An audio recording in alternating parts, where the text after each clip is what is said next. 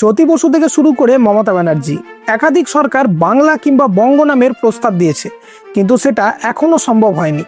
অন্যদিকে কেরালা হতে চলেছে কেরালাম। কেরালা বিধানসভা রাজ্যের ইংরেজি নাম কেরালা বদলে কেরালাম করার প্রস্তাব গ্রহণ করেছে।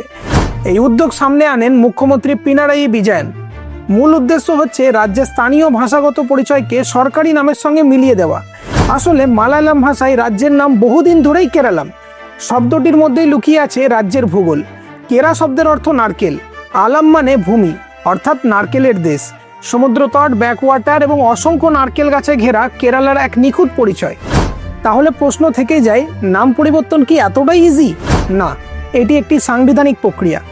Article 3 of the constitution of India অনুযায়ী রাষ্ট্রপতির অনুমতিতে সংসদে বিল আনা হয়। রাষ্ট্রপতি রাজ্য বিধানসভায় মতামত নেন এবং সংসদের সিম্পল মেজরিটিতে বিল পাস হলে নাম পরিবর্তন কার্যকর হয়।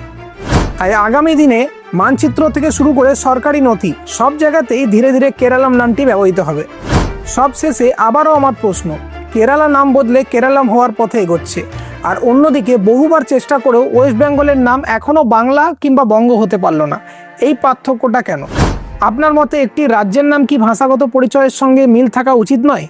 মতামত কমেন্টে জানান।